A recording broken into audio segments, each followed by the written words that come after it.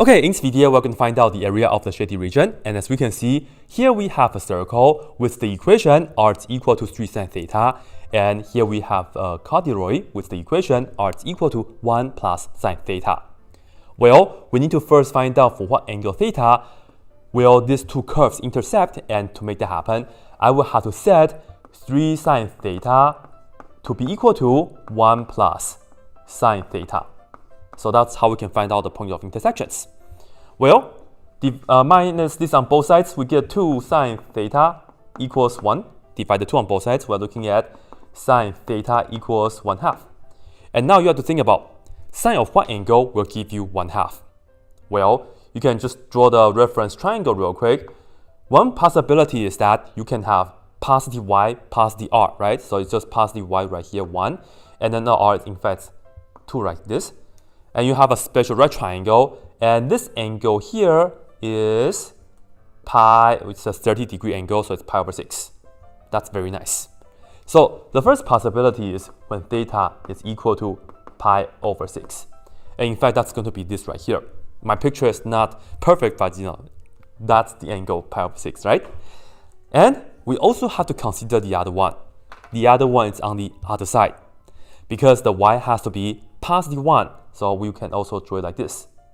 And then again, this right here will be also pi over 6, but we actually have to count the angle from here to here.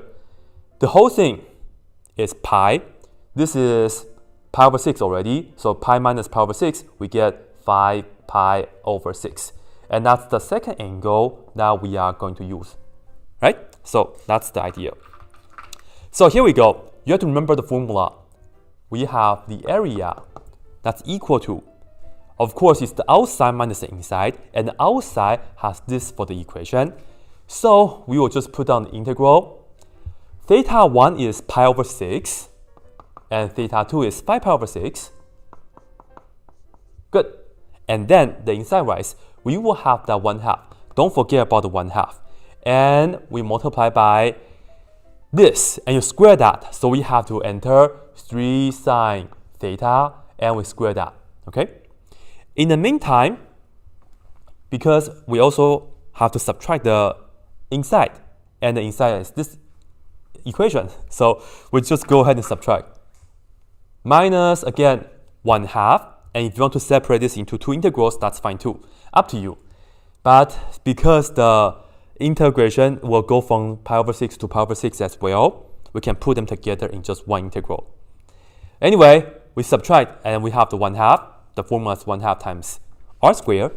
In this case, we enter 1 plus sine theta and we square that.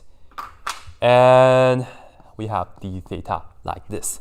So this right here is the setup, and depends on the question. If I ask you guys to use the calculator to do it, then just go ahead and use the calculator.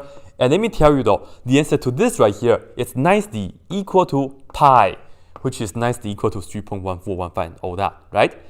And if I ask you guys to compute the integral by hand, of course, just work out everything and then just be really careful with all that. But usually, I would just ask my students to do this kind of things on the calculator, and you can just tell me the answer is pi.